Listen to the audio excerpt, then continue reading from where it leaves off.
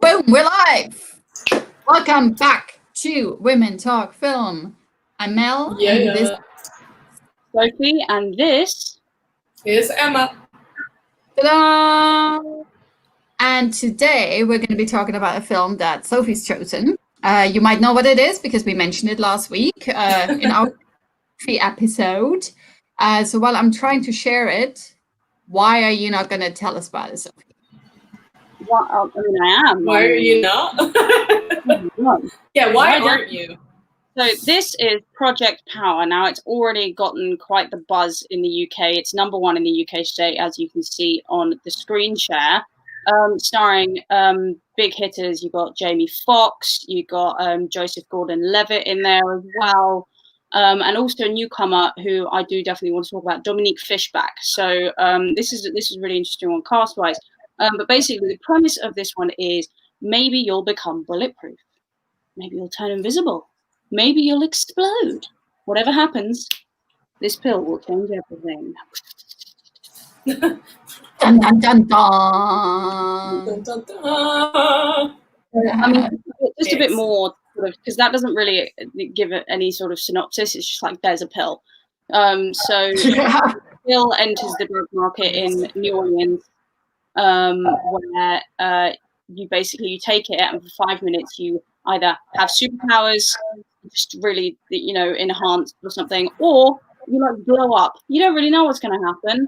And so it starts getting all the rage and things, and it's just how people are dealing with it. Certain people are dealing with it. So yeah, on with it. Let's get into it. All right. No, you go first. Well, I go first? Yeah. Okay. Well, I like me some superhero movies. It's kind of like right up my alley, basically. It's like people with superpowers, where they come from, don't really care. But the problem is that I think they didn't really know what to do with it. It felt superficial to me, like a superficial delve into some kind of like super badassery. They're trying to kind of like talk about things like, the super soldier, like we get Captain America and stuff like that. Making pills or making some kind of serums to get the super soldiers so that, I don't know, in this instance, the US can take over the world, or whatever the hell their plan is. So the plot has been around millions of times. It feels like there's nothing about it. It was fun. I enjoyed it. But overall, it left me very like, meh. It goes in here, leaves there, no lasting impressions whatsoever. There's a few really cool scenes that I liked, but overall, it was, it's like elevator music, but as a movie, if that makes sense. I'm really sorry to say that. Like, I love Jamie Foxx, and I especially love Joseph Gordon-Levitt. I mean, he's just fantastic in stuff that he does. And I like the characters, but I wish they would have delved a bit deeper. There was so much potential of like a lot of social commentary and stuff that they just didn't do. So they made superficial is the word that keeps coming back to me a lot when I think of this film. It's decent entertainment, like you can easily give this a watch, and it's not like you want your 2 hours back or anything, but it's also not like, whoa, dude, you need to watch this. So I was actually kind of like wrestling with myself. It's like, Netflix, now that I've seen it, how do you rate it? This or this? And I was like, neither. It's a solid this for me, and I don't get this option. So I was like, I'm going to petition Netflix to do a 3rd rating. Yeah, it was the what same about you, thing, Emma? really.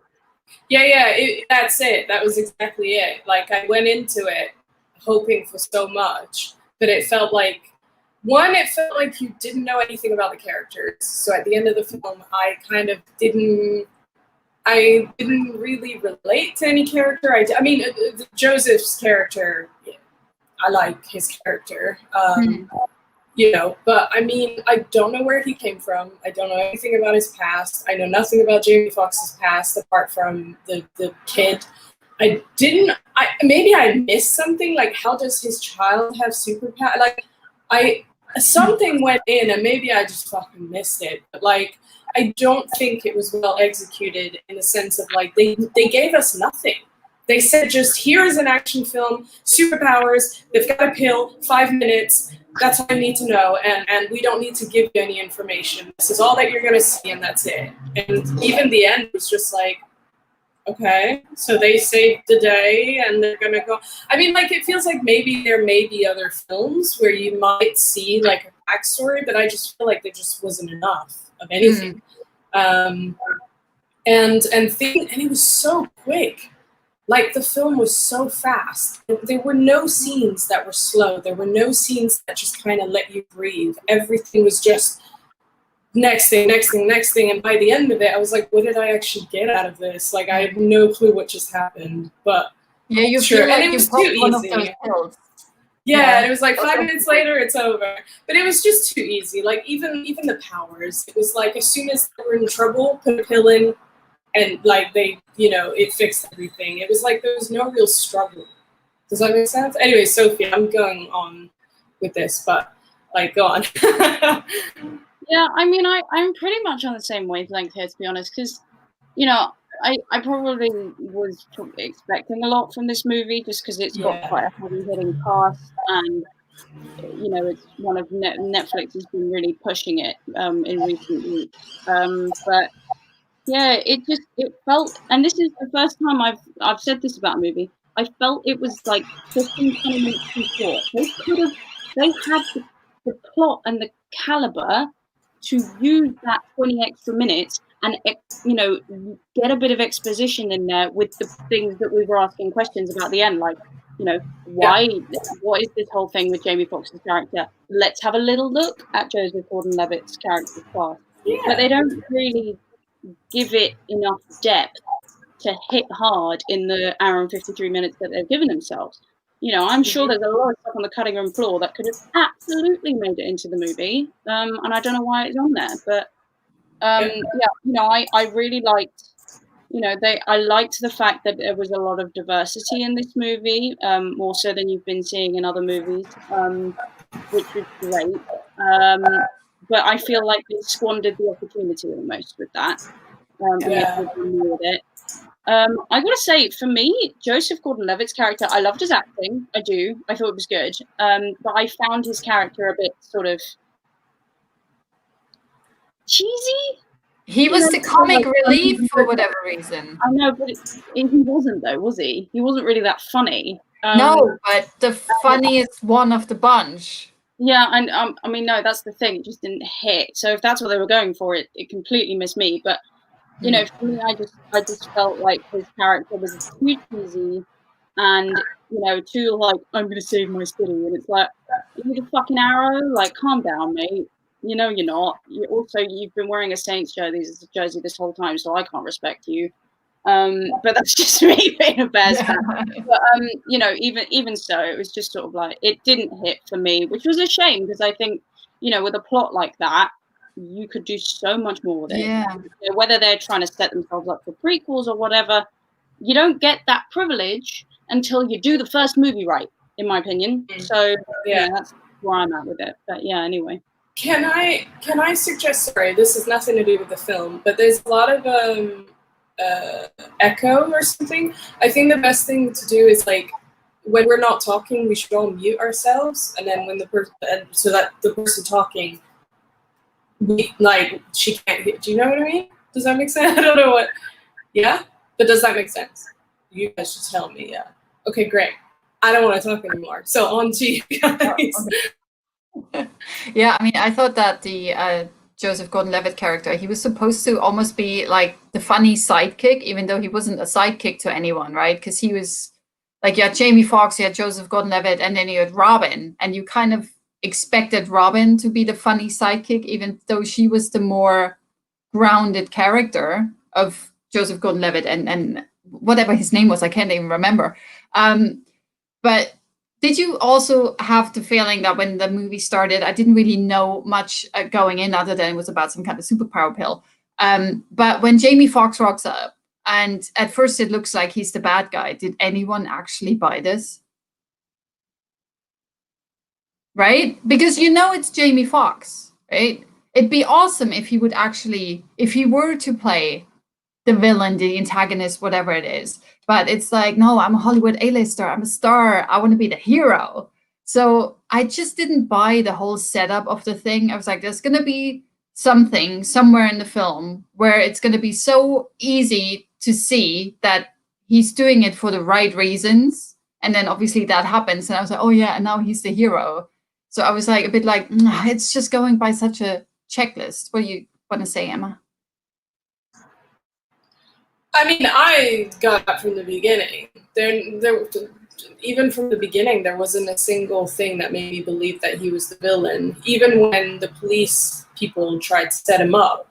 Because they'd already given him his storyline before they mentioned that. So I thought that was a really weird place to put it, because as an audience, we already knew where he just didn't act evil enough to be playing people, you know what I mean? Like, to be, I don't know, yeah, it just, that's what I mean. This film was almost just given money to deliver action, but not story. Like, something about this, like, if this was in the cinema, I'd want my money back. You know what I mean? Like, no offense, but I would. I mean, it probably would be awesome in the cinema because it was so grand and things. But I have a lot of problems even with the editing and stuff, so I may want my money back. I mean, it's a couple of things for me, just coming off your points, Emma. But, you know, for me, Jamie Foxx in the beginning, he didn't feel like a villain. He just kind of felt like an asshole. You know, like, there's no point in threatening some kid and saying, I'm gonna kill your mum. Like, that's not fucking, you know, nice. Like, you're not trying to be a villain. You're just being a dickhead. Like, come on. You know, it just didn't hit at all. And, you know, because you already know that he's trying to look for his daughter and stuff. So he's clearly not going to go kill Irene. But also, you know, I think this is, you know, going to a more general point that you were saying, you know, in the cinema, you'd want your money back even. I think films now, especially this COVID world where we are looking at having to produce these movies where people are most likely going to be watching at home because that is what, you know, that may be all we can do for a while. Looking at how these films are going to hit on normal TVs and home cinema systems, because that, you know, there are so many films where you can get that depth without it being in the cinema, you know, Avengers, that sort of thing. I feel that coming through my goddamn screen every time. And that's, you know, and that could be on a fucking phone. But this just didn't hit for me. And I was watching it on pretty good TV. So it's just sort of like that's, you know, I think there's going to be a shift in the industry maybe to not gearing everything so much towards the cinema, because we can't keep doing that if the world continues this way. But that's, you know, that's beside the point. But for me, yeah, that just didn't hit for me either. But yeah, anyway. I agree with Sophie there, but it's also like we're still going to get shitloads of films that go into the cinema anyway. But it's one of those things that in the cinema, as long as it's bombastic, it's going to sell, right? But how bombastic is it going to be on your little TV at home? Even if you have, like, I don't know, a 60-inch TV, it's still nothing compared to a cinema screen. But I agree with what Emma was saying there as well. With it feels like it has no soul. Basically, it's all flashy, but there's nothing behind it. That's why I feel like it's very superficial. But the thing that Sophie mentioned earlier as well, it's like there's so much potential in this idea, in this storyline, right? And it feels like they wasted it on just yet another action flick with some weird ass superpowers and some shiny action scenes and stuff.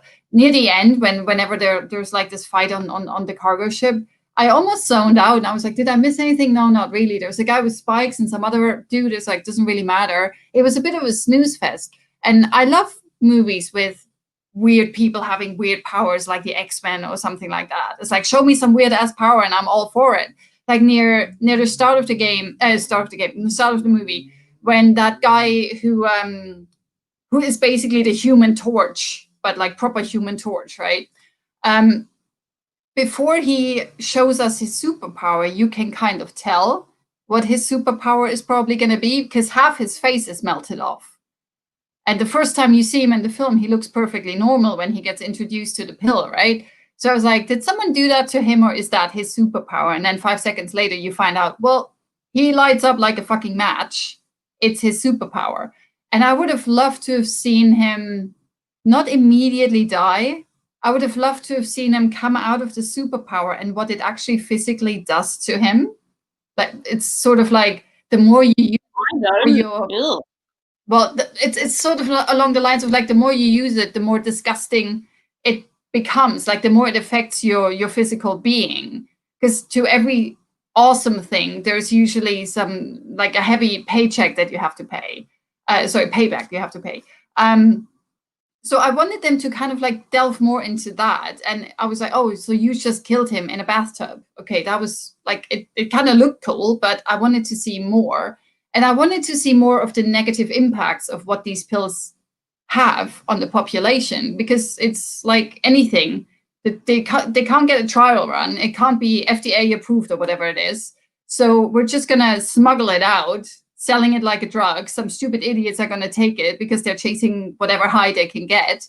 And then we get our test subjects. And that's kind of a genius plan. But I wanted to see more of the failures. We see someone taking a pill and they literally just fucking explode, right? So how often does that happen? Is this like 1 in 100? Does this happen like to every 10th person? What's going on? How long has this pill been on the market? Because we see the pill introduced at the start, and then there's a time jump, right?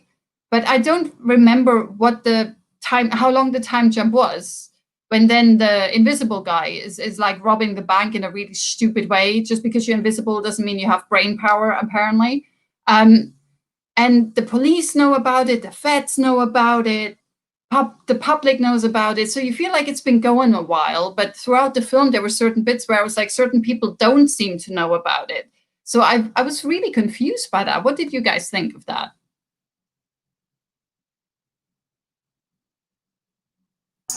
Emma? Yes. Yeah. No, you're right. Nothing made sense. Nothing made sense. There was just nothing. Even time seemed weird in that film. Like, just how many days was it? Was it a week? Or what did we watch? Like, did we watch 3 days go by? Did we watch a whole week? Did we watch? I don't know. I know nothing about anything that's just happened. I wish we'd seen, like, because it did that fast forward thing to like 6 months later or something, and I wish we'd seen what happened in those 6 months. But no, of course not. You just have to, I don't know, push the story along. But there was no story, so. And who were these black people? Not black people. People in black. Who were these people in black? Like the scene with the mom when Joseph is like, oh, she's my girlfriend, I live here, or whatever. Like, who are those people? I maybe I missed it. I don't know who they are. And just, I don't know who anybody is, to be honest. Sophie might know, because I didn't. Yeah, Sophie. Because the guy with the beard was like leading that lot of people. And he was the one that took Tracy, the daughter, in the first place. So he's with the cronies. Like, those guys are with the cronies, because that's how you find out that the cop's dirty in like halfway through the film, like the police captain. But for me, what I do want to chat about with this is I feel that, you talk about the characters being wasted in this movie. I will tell you who was absolutely wasted in this movie. The villain, the female villain. They could have done so much more with Courtney B. Vance. I was so annoyed by that. Because, like, she literally got, 5 minutes of screen time? Like, it was nothing. And I thought, if you want her to be this hard-hitting villain who is, ruthless and will just do anything to get the money and thinks she's saving the world and stuff, then you have got to give her a bit more screen time and actually expose her story a little more. Otherwise, it doesn't really hit. And it didn't. So, I just feel like that was wasted. What did you guys think of her? Well, I definitely hated the way that she just died. We didn't see her die, but whatever. Fuck it, spoilers, I don't give a shit. She just blew up with everyone else around. But even then, she didn't even have, like, a scene.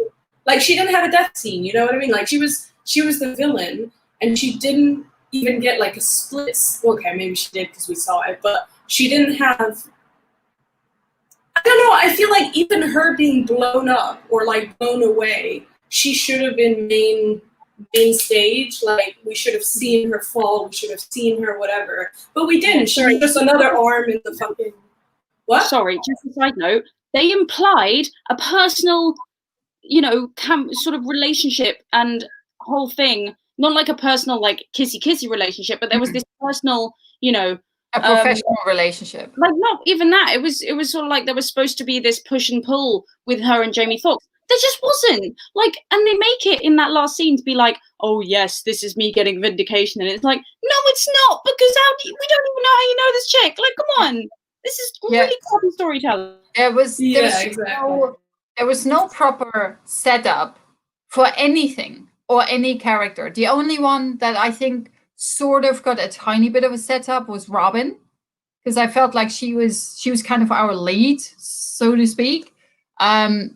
But yeah, it's the same thing with the villains, and I think that's why the film doesn't really hit home much, because you have kind of like two villains, beardy guy and the lady from Transparent. But both of them don't really get anything to do. And the lady is supposed to be the higher up. That's at least the impression I got.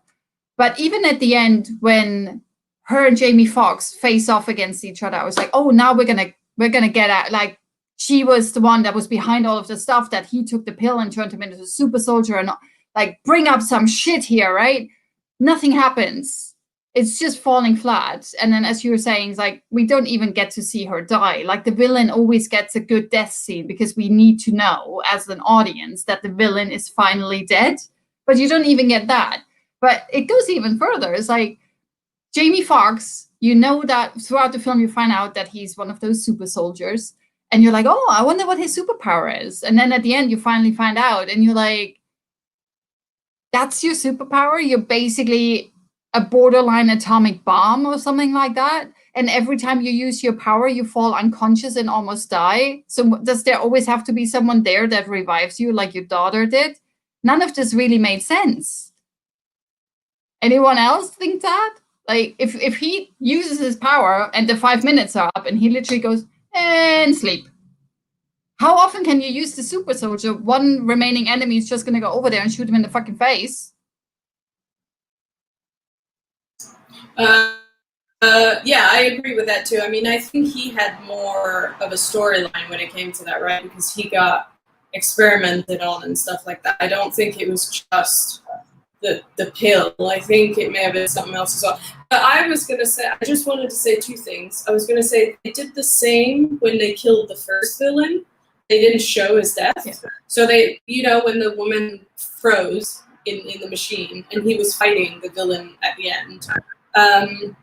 Oh, I guess they did, because he got all big and then... Yeah, I forgot about that part. Yeah, I completely forgot about that. It's so forgettable. That's the point that you're making by even saying that. You know, you just don't even remember until you really think about it. He all got out and then... Yeah. But my other point was going to be, when you said, Mel, the only person who really got, like, an introduction was Robin, that made me think, actually, like, what if this was Robin's story? And this is why no one else really got, like, we didn't get much information about anyone else, because from the very beginning, it was always her story. It was her story of how she got to save her mom and all of that. And even Jamie Foxx was just like a secondary character in her story, which when you're watching it, it's kind of difficult to see because you're seeing a lot of these other characters, but maybe there's a reason that they never had their story or their introduction. Whereas hers is pretty clear. But yeah, that's a really good point, because it's almost like you as the audience shouldn't know any more than the protagonist.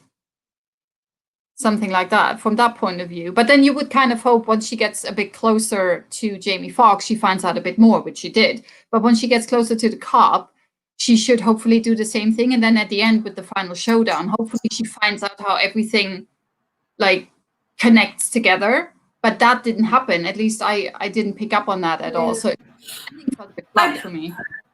Sorry, I just want to quickly say, I don't think we really need to have seen her relationship with the cop, because I feel like from the very beginning you can tell that they're good friends. So I feel like they have a background together. I don't think we as the, viewers need to see that side of it. But with Jamie Foxx for sure, and we did get some information, but I did not understand the language. I did not understand what the fuck he was talking about when he was explaining what happened to his daughter, stuff about being experimented on in the army. I did not understand anything, and I don't think that's very good. Anyway, so... Well, I think you can probably put that down to a bit of bad script writing as well, to be honest. Like, they could have done better with that scene. But yeah, two things. So firstly, I want to correct myself from earlier.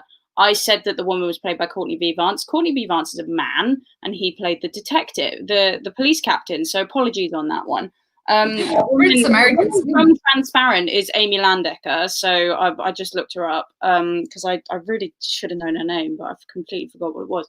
But also, I think they could have done more with the police captain, because basically he told Joseph Gordon-Levitt to go on his like little crusade, and we found out he was dirty, but we never actually saw him again. So it was a bit like, you've just wasted one of the high caliber actors of this movie, and you're just and also, this is I'm picking up on small details now, but we noticed when Tracy and Robin are like trying to get out of the laboratory deck of the ship, like Tracy sort of puts her hand on something. She looks really weak for a second, and then the plant regenerates. So that's sort of me thinking, oh, well, if she has to like revive her dad in the next scene, is she going to die? And it's a bit like, there was never really any explanation for why she got so, like, she clearly was struggling, but like, you would struggle if you were literally trying to give life to another human being.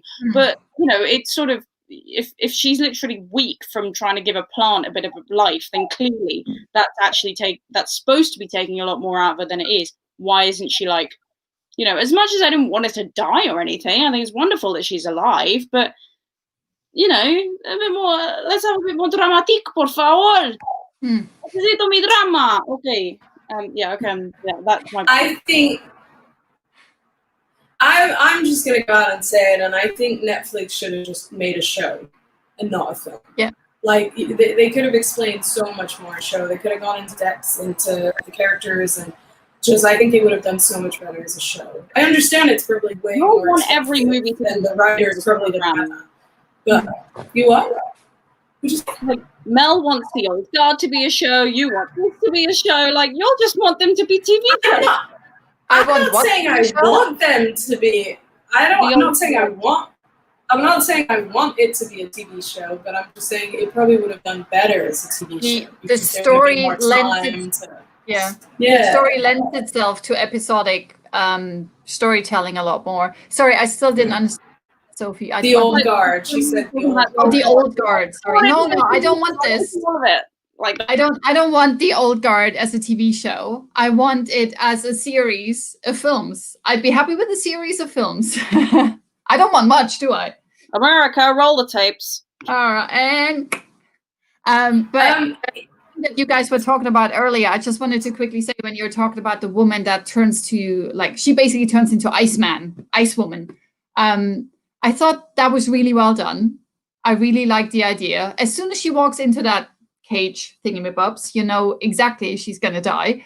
But the way that it was done, and also that they chose to do this elaborate action scene when Jamie Foxx is wiping the floor with everyone, literally everyone in this room, and you see it from inside that cage where the woman is trying to frantically not freeze herself to death, I thought was really well done. I like that perspective. Even though some people might say, oh, that means I didn't see all the action. I thought it was great. That was probably some of the best cinematography in the whole movie. Yeah, that was my highlight of the entire film, I have to admit. I really enjoyed that. They ruined it 5 seconds later when Rodrigo Santoro just hulks it out and looks really fucking shoddy. Like the CGI. It reminded me of the Scorpion King. The Scorpion King. The Scorpion King and Hulk had a baby. That's what it looked like. It was like, no, what is that? So that kind of like, you had this highlight, right? For me, it was this highlight, this action sequence with the ice lady and stuff.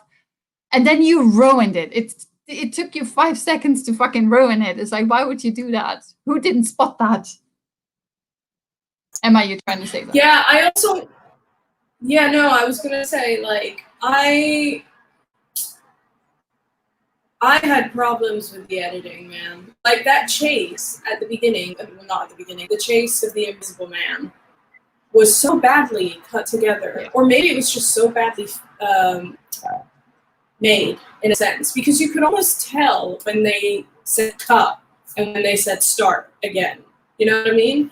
Like the bus just made no sense to me. The actions, you know what I mean? Like when he was cycling behind the bus and he was like, they didn't hit things right. And then when he got off the bike and he started to run towards the diner, nothing cut properly. Like everything was so badly.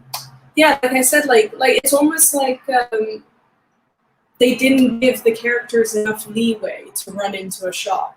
So it's like when they cut, it was almost like they had just started running. Like it was just so fucking jarring. Yeah, it's like they were really trying upsetting me. Yeah, it's like they're trying to do this really frantic approach when they go, oh, we're dropping a few frames here and a few frames there, and everything's going to look like it's more sped up or something like that. But I felt really disoriented. I felt like they were jumping angles and stuff. And I was like, what the fuck is even going on? And when he got on the bus, I was like, how the fuck did he get on the bus? When was he close to a bus, close enough to get on a bus? What the heck? So yeah, and he's holding these bags. The bags are obviously not invisible. One, he's holding the bags and they're not invisible. Two, who the fuck put the powder in the bags? What? I don't understand. No, the powder. No, the powder in the bags is a security mechanism that U.S. banks use. If you don't bags properly, if you don't, that's why I was saying that the Invisible Man wasn't really super powered up here, because he was stupid, because you never steal one of these bags, because the money in there is absolutely useless to you unless you know how to open them properly.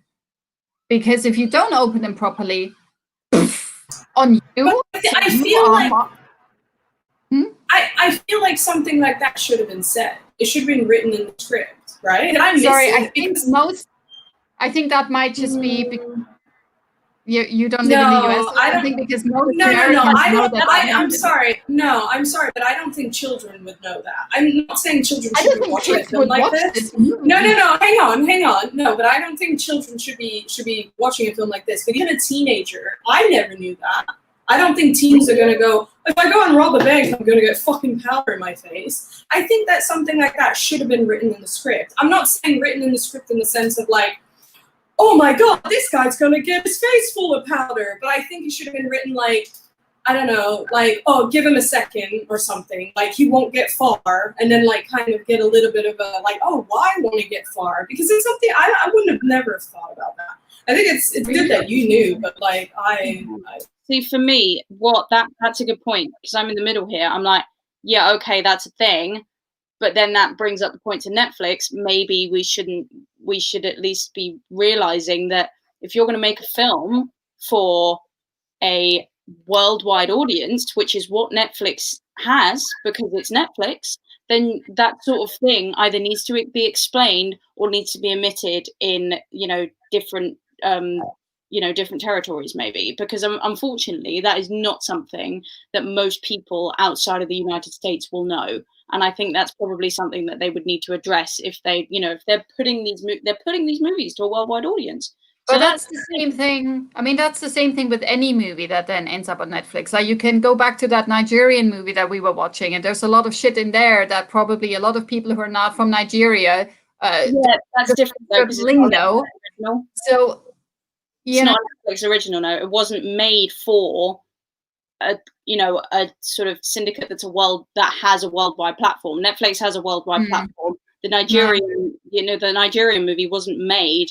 I see your point, Sophie, but I have to wholeheartedly disagree, because I think it doesn't matter what platform the movie ends up on. You don't necessarily need to explain everything just because the entire audience is like the entire world's going to see this, as opposed to only backwards Americans are going to see this or something. I don't know. And it's also like, I think audiences are usually quite clever enough that they go, I don't know what the fuck that was, but that is quite clever that he got doused in whatever powder or color or whatever the fuck that was. I think people probably understand that it's a safety mechanism. I don't know. You disagree with Sophie, but then I disagree with you in the sense that, like, imagine if you didn't know that fact. You know, like, just like loads of other people. Like, I get it that you know it, but imagine the people that myself, I did not know. I mean, there's... And so, see, I think there's... I'm like, yeah, it's really clever, but where did it come from? And then it's like, this is unrealistic, when really it is realistic, because apparently that's what happens. But in my brain, I was like, well, that was cleverly written in there to you know, to catch the guy, you know, but I didn't know. So that's all. It's the same thing with anything. It's like you can't know everything, and everyone in your audience is going to know everything. But that also doesn't mean you have to explain every tiny little piece of bits that you put into your movie. Like, if you don't know anything about guns, you probably have heard that guns have a safety. So if someone goes like, take the safety off, no one's going to go like, what the heck is a safety or something? That's probably a stupid example, but you know what I mean, right? There's always stuff that potentially a lot of people might not know, but you don't need to explain stuff like that when, from my point of view, when I can easily make up an excuse or something that pops into my head where I was like, that might be used for this or that. Or you watch the film, and if it really charred you, like if you were really going crazy over it, I Google shit afterwards, and I'm like, oh, I didn't know that was a thing. That's interesting. Because I don't think that a movie needs to necessarily, pardon the pun, but like dumb itself down just so that no one has any questions. I think it's like, put whatever you want in there. And if people are unfamiliar with stuff, we can Google it or we can talk about it. I mean, that's why talking about a movie afterwards, I think, is quite eye-opening, because there's lots of shit that I sometimes don't understand. And I'm like, is that a thing? Where does that come from? All of that stuff. So I don't think that they need to nitpickily explain every tiny little detail. Yeah. That's why I didn't say do it dumbly. Yeah. Sophie is exploding. Quick. I am exploding because I'm saying they don't need to completely explain it. That's not what I'm saying at all. In fact, I'm just saying, give a hint, like Emma was saying, or give an implication, which is what most of the plot of this movie was, implying shit that you then have to think about afterwards for far too long. So that's what I think. I think there could have been a hint in there for international audiences, but that's just my view. Anyway, but yeah, the rest of this entire plot was mostly an implication, so whatever. No, it's true. Just gone like, what, while he's stealing these bags, why are we even after it? But I think there's probably a way to bypass that. Not that I would know that, because I'm not a fucking bank robber, but I assume, you know, if you have people that don't just turn, like, pop a pill, turn invisible and go, and get bags of money. If there's people that do, like, I don't know, Ocean's 8, you know, people that put a plan together, they might figure out how to open it without the shit exploding, because there must be a way to open it without it exploding, right? So I guess that's why they didn't just go like, oh yeah, we're not going to chase the fucker because he can't do anything with the money anyway. I just thought that the chase sequence was such an again, another wasted opportunity for a potentially fun and interesting action sequence. I mean, you have two random bags with money running through New Orleans, and you're like, what the fuck is going on? There's just bags without anything. It's like seeing a Google car drive without a driver. It's like, what's happening? I think this is just Mel covering her ass for knowing a little bit too much about bank robbing. But tell everyone. I told this plan in secret. You're exposing yourself, honey. This isn't me. And we're ending this broadcast now. Emma. I was gonna say, did you guys have so the trailer, right? After you watched the film, did the trailer bother you? Because the trailer told me a completely different story about the film. I don't remember it. I was very disappointed when and I was very disappointed. Sorry? I didn't watch the trailer. You guys. Well, okay.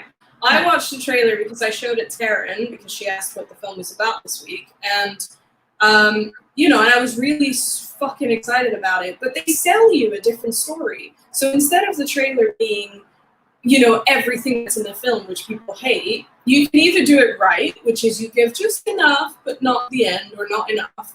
You can do it, and then you can do it wrong twice. You can do it wrong where you put too much in, and you can do it wrong when you don't even sell the story. It's a completely different fucking story.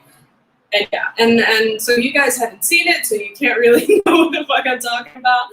But if you watch it after, well, I don't know. Like, it showed it showed almost all of the bad guys, yeah, and it showed that people got powers for 5 minutes.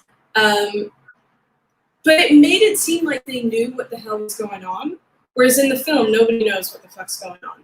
And in the trailer, they made it seem like the side characters, all the people who get powers and stuff, are much more present in the film. But the flame guy dies in the first fucking scene, and then you never see him again. Whereas in the trailer, he feels a bit bigger. And Casey Neistat, he's in the fucking trailer for some reason, but in the film, he's there as the boyfriend, and nothing fucking happens. He dies, and it's just like all of these things. And they left out a lot of the actual film that would have made you go, do I want to watch it or do I not want to watch it? Like, that's what really bugs me. And I know that's what a trailer's meant to do. It's meant to make you want to watch it, even if it lies to you, but that was just too much for me. I think we should probably watch it after we cut. In regards to the trailer, I think they're showing all the cool looking bits, as they always do, right? They're showing you all the people with like weird ass superpowers, so you go and watch it because everyone likes a superhero movie. But that's the other thing. While you were talking about it, I was like, the thing that I wanted to see in the movie was explain to me how this fucking pill works. Do some sciencey googly gob, I don't care, make up some shit, but try and explain this to me. Because we don't know why some people just explode and other people get powers. We also don't know, because no one knows what's going to happen to them, right? They might explode. It's like playing Russian roulette. They might explode. They might get some weird ass power that might freeze you from the inside out. You might turn into a flaming torch and die. Some people get weird ass spikes, and some people turn into a nuclear bomb or something like that. So it's like there must be something, I don't know, in our genetic code that they probably try to, I don't know, emphasize or I don't know, push or whatever it is, something that kind of has some say over what type of power you get, if you understand what I'm talking about. They never talk about this. Yeah. I was wondering, did I miss that? They did it. Yeah, they did a little bit. Joseph said at the beginning it had to do with like being good or being bad or something. Like if you had a lot of good in you, right? Like Sophie, let me know if that's right, because I remember that conversation between Joseph and the boys. Because the young boy was about to put it in his mouth, and he was like, "You don't know what that's gonna do to you," and the black guy was like, "Take the fucking pill or whatever." And Joseph was like, "You don't know what that's going to do to you, like to some people, whatever." And he did say something about the balance of good or bad. Yeah, but I thought he was just putting on a show because he wanted them to fuck off. Sophie? I do think it was a bit like putting on a show, but also there is the fact that you genuinely don't know what this pill is going to do to you. And it's, I don't think it's a degree of good or a degree of bad. But depending on your genetic code, is how it's supposed to work. But also, I'm all for films, giving their plots their own little conveniences. But wasn't it just so convenient that the police officer was the one who got the bulletproof powers? I mean, isn't that a little bit? Yeah, that's just my opinion, but whatever. Yeah, but we don't know his past because the movie didn't fucking tell us. So we don't know if he took the pill before he became a police officer and then realized that he could be bulletproof, so then he joined the force. Like, we have no clue what his past. Like, we don't know anything about anything is the thing I'm trying to say. Like, there's so many. Joined the police force like 6 months earlier, because the pill's only been around for 6 months, and he's already a detective by the fact that's very true. Sorry, did I miss that? It was like a 6-month thing between the start and when we actually get into the story. I missed that. Okay, thank you. Because I was under the impression it was a maximum of like a few years, because that Rodrigo Santoro guy, he didn't really age much, so. Yeah, no, it was 6 months. Out. Yeah, it was 6 months. Okay. What was I going to say? I was going to say something. Get it? Nope, I got nothing. I forgot. Got nothing? Got nothing? Okay. But no, I thought the idea was really good, but it reminded me of that what did they want to call it? The Universal Universe or whatever it is. You know, that movie, that the new Mummy with Tom Cruise, and they wanted to bring like Frankenstein and all of these characters and make a ginormous Marvel universe, but with all their stuff. And the first movie already tanked because it was used as a setup for future films, and the movie just wasn't up to snuff. And that's kind of what Project Power reminds me of. It's like they think they have a franchise and they want it to be a franchise, but they're not doing their first movie well enough so that it's going to kick off and can be a franchise, if that makes sense. They don't deserve it. They didn't earn it. I like Robin, though. Like, I really want to see more of.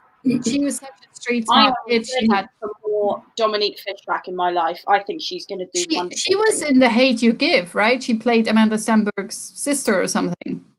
Yeah, she's phenomenal. I was gonna say, and I don't know how you feel about this, but like, I think I thought this almost like at the beginning of the film. Like, the lack of women in this film.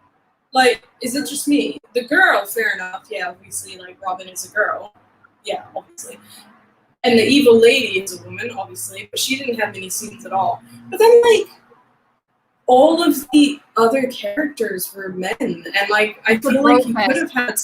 Yeah, and you could have had some bad fire guy. Like, you know, like, the fire person. That could have been a woman. Like...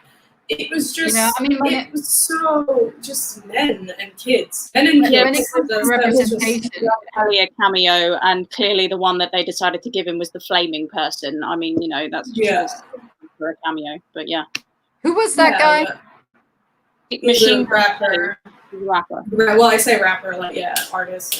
He's like a low-rate Eminem. Ah, okay. Oh, no, they're, okay, you're right. Yeah, very low. Whatever. Yeah. I mean, when I looked at the thing before I clicked on play to watch the movie, I was like, yeah, of all the films that we've talked about, this is the one that has like the least female representation, I think. Yeah, it's like fucking no real shame. Like when you look at other superhero movies, I mean, they're not great in regards to representation, but there's a lot more female characters in there. Even the X-Men franchise obviously has a lot of female characters in there. I felt like even Deadpool, you had more female characters in that than you did in Project Power, which I thought was a bit of a waste. And it bothered me. And maybe that's sorry. No, what were you saying? I mean, I kind of agree with it, but also I think, you know, they did quite well on the racial diversity in this movie. That, you know, I think that's, I mean, it balances out or anything, but, you know, I just thought. Well, I mean, they didn't really have a lot of Asians or a lot of brown people in it, right? It was mainly Black people and white people. Yeah, I was gonna say, for me, it's like a step forward, but it's like for me, it's almost a step sideways, because it really did feel like a box ticking thing for me. Like, oh my God, it's a Black girl. Oh, we're gonna write that she can rap because only Black people can rap, and we're gonna make that thing in the film, even though it really is not needed. It was very stereotypical. That's how she bonds with Jamie Foxx, and it's just like, why? I mean, I understand that her character is Black, but play her like a human being, not. I didn't like that she was so stereotyped, that she was not very good in school because her mother was having issues and they didn't have any health insurance and stuff. But can we say stereotype though? I think when when there's such low representation, is it a stereotype still, or is it real life? Like, are they showing someone's real life, or is it a stereotype? Like, yeah, that's what I just wanted to say. It's like they're usually the Black characters are usually stereotypically depicted lower class, people who are struggling academically, and all of that stuff. And that's how she was portrayed. Basically, that was her background. Even though I kind of liked it that, you know, she stitched him back together because her mom works in a vet clinic and she knows how to like mend wounds and stuff like that. So I thought that was really cool. But then they've again fell into the stereotype. She's a black girl, and her superpower is she can fucking rap.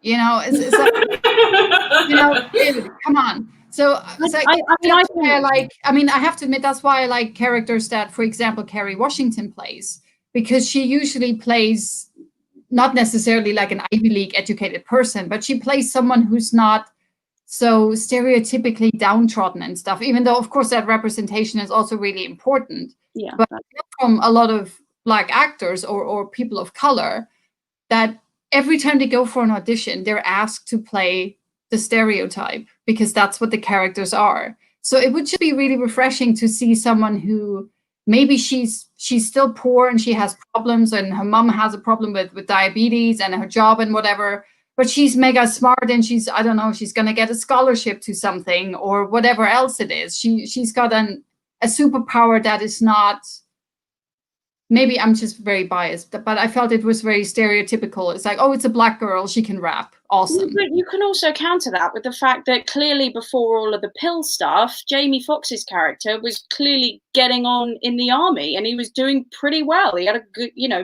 he made just a pretty good title. So, you know, that's balancing out.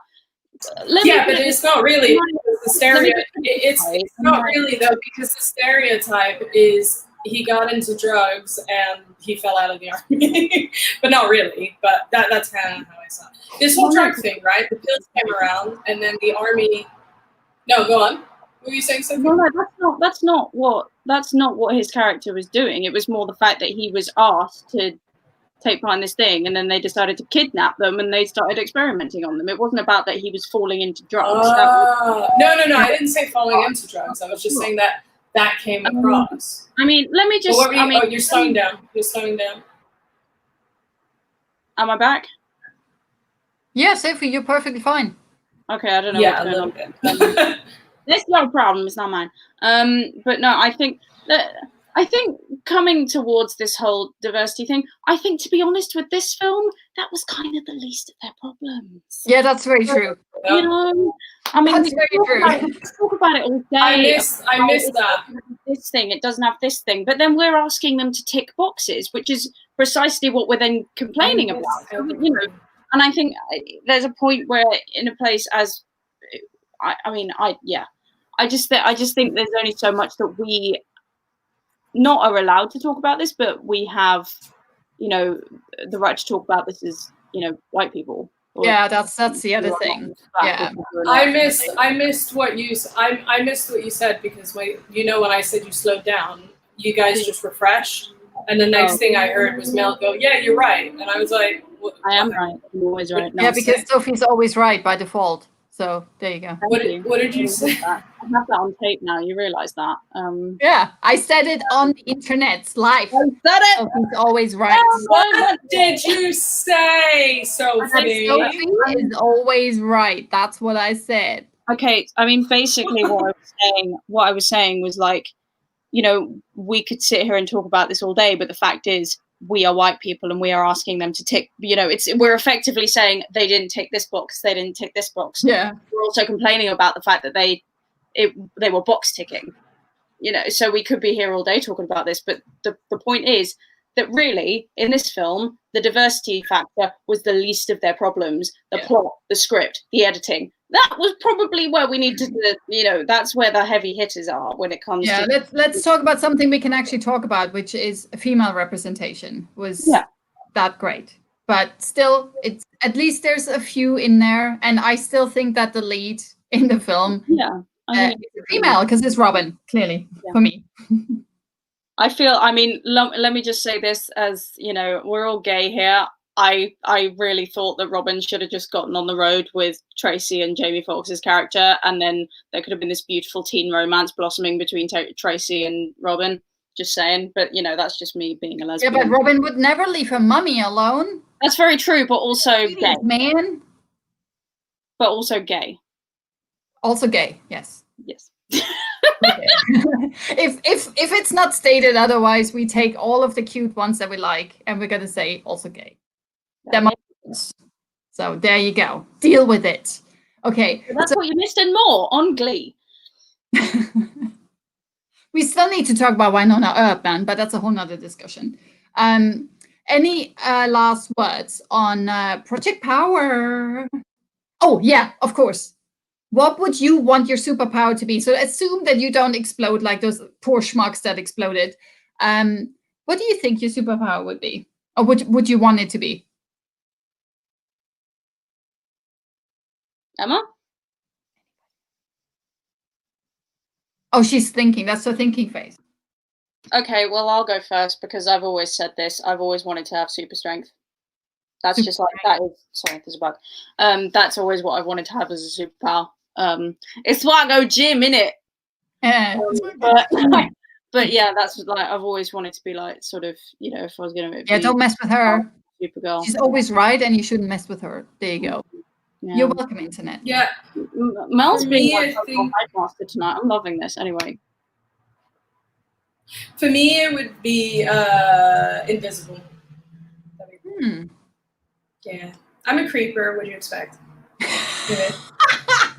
Lots of awesome life on the internet. I'm a creeper. I always have a really hard time figuring out what superpower I want. And I'm not sure if this is a superpower that's a actual superpower. I have no idea. But I would want to have the power that the guys in the old guard have, just to bring it back to a previous episode. I just want to live forever and pop out bullets out of my brain when someone fucking shoots me. That's what the superpower is that I want to have. No, you want to live forever? This world is punishing. We can I know. I'm a sucker for punishment, baby.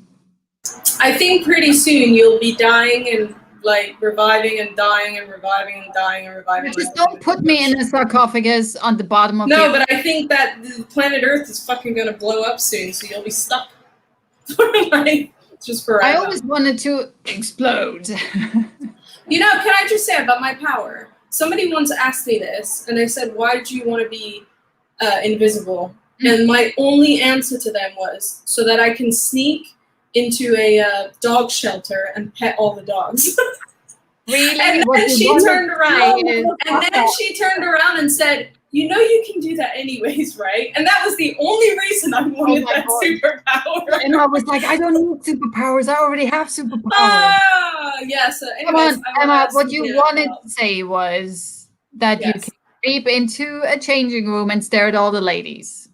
No. That's just creepy. That is just I think for Emma, maybe you want to be invisible so that you can sneak into movie editing. Fix all the movie mistakes. Subtly edit things that you don't like, and then all your movies will be wonderful. Yes! Do you know the website? Do you know the website moviemistakes.com where they detail all the mistakes made in films? So maybe Emma. No, Emma edits that. She's the one who created that.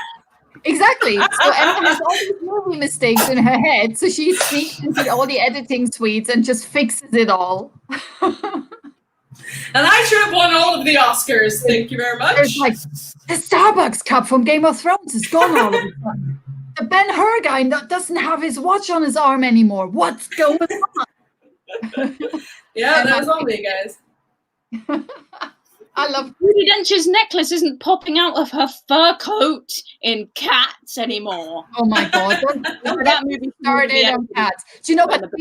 We should have reviewed that film. I haven't seen it. I never want to see it. Thank you very much.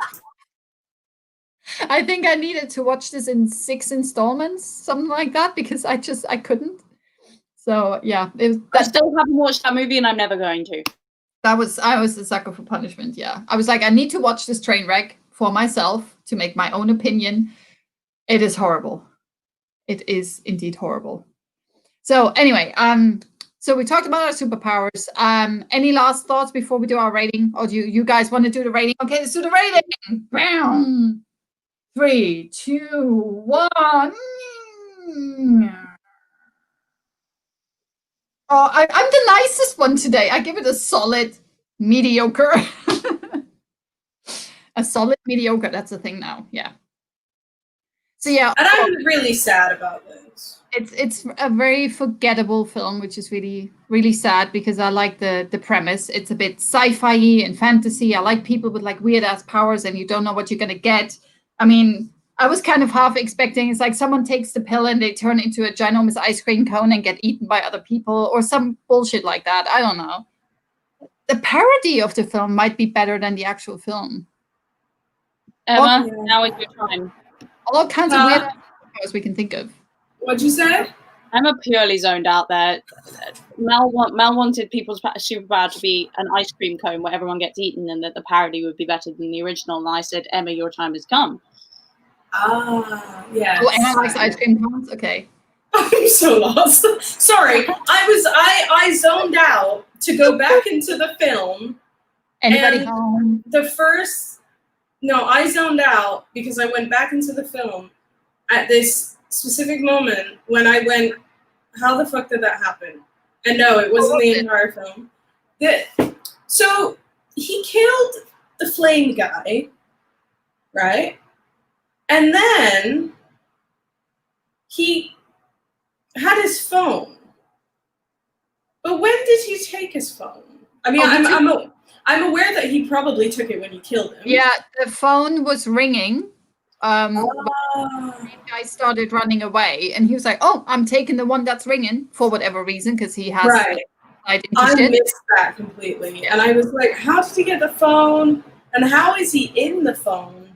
Because I'm sure it's password protected." Well, clearly the guy, flame guy, doesn't do security really well, so all his. Yeah. Just like Invisible Guy was not very clever either when he stole the fucking bags of money. The guy wasn't clever with locking his phones. Yeah. I mean, you saw the entire box of like burner phones. He was like, which one to call the guy? I have too many phones. It takes so much time that Jamie Foxx, in the meantime, has opened your locked door, walked all the way through your apartment, has crept up behind you and literally goes, Can I just say, I think this film would have been better if it was re-edited.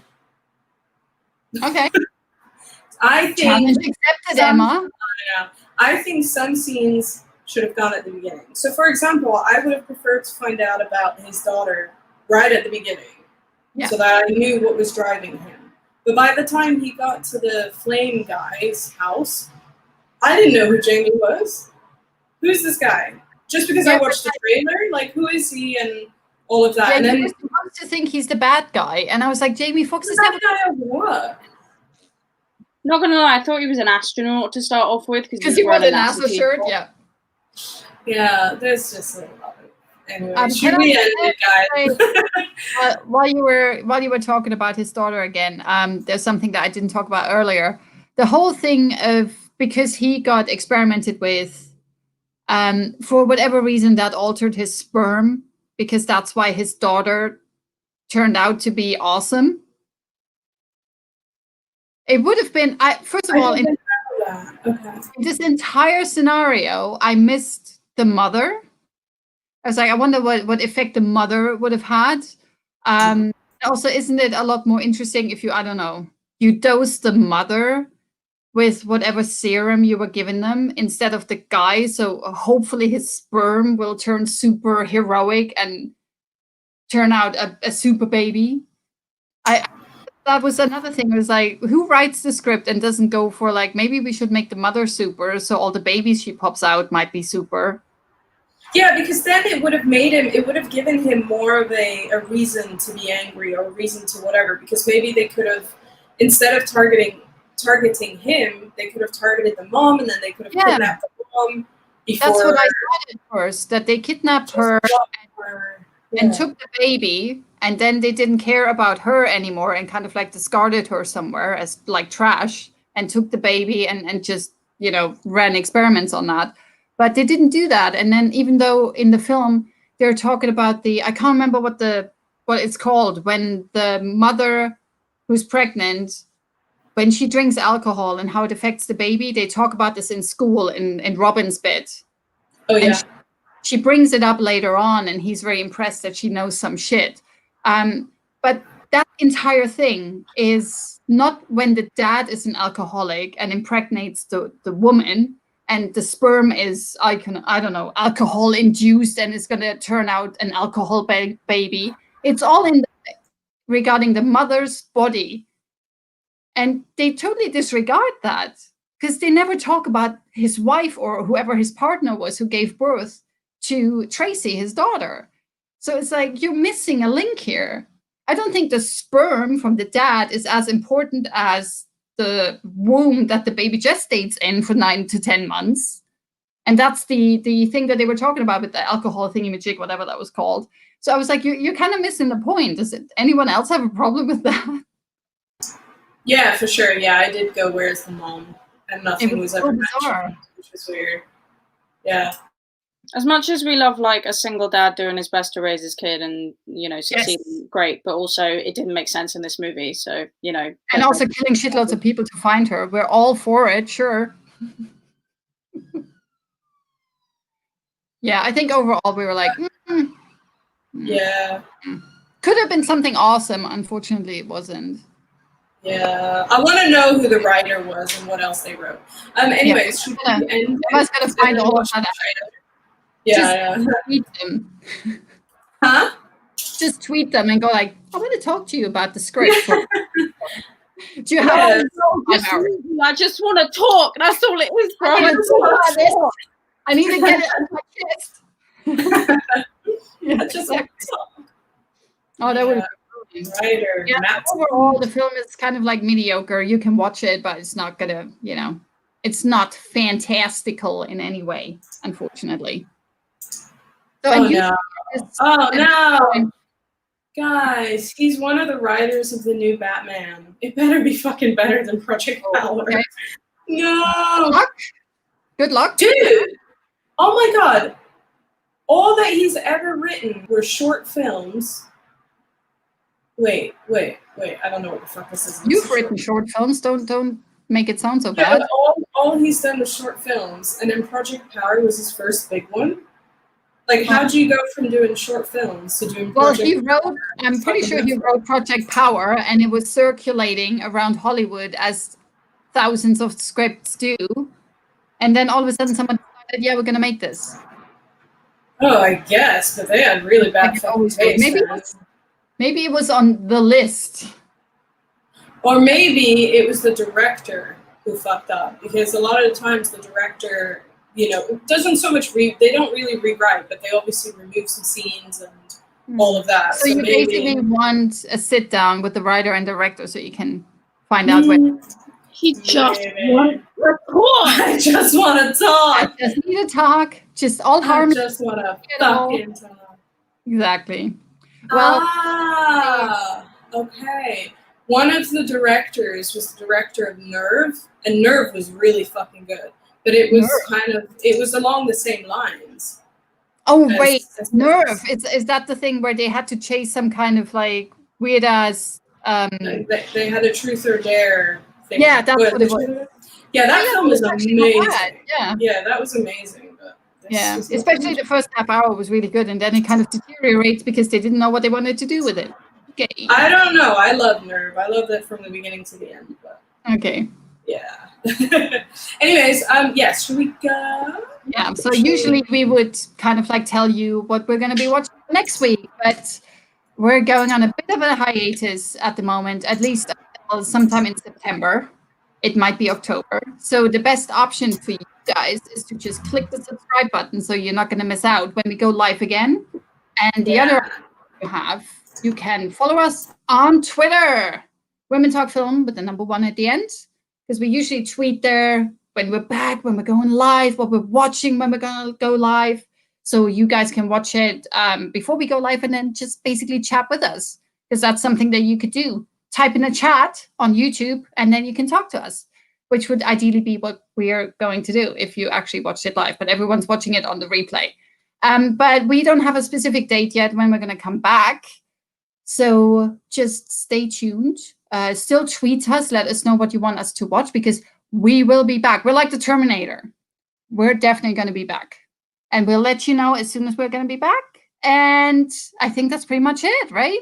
Any last words before we're going on summer hiatus or fall hiatus, whatever. I love you all. I love you all, and I'll miss you very much and your pretty faces and yes.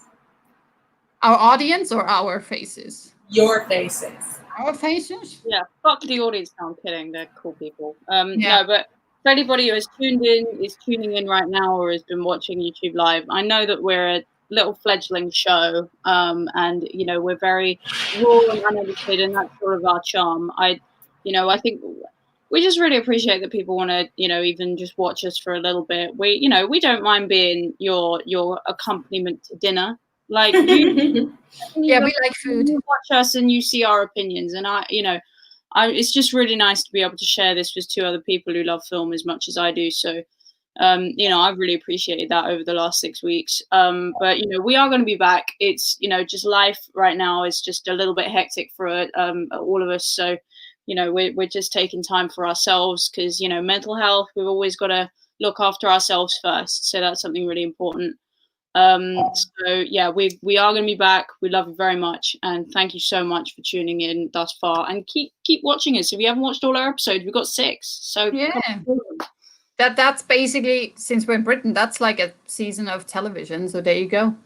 They did nearly 30 episodes. It was 16 hours. We're not doing the US format. We're doing the British format because we're in Britain. So it's like 6 episodes. So there you go.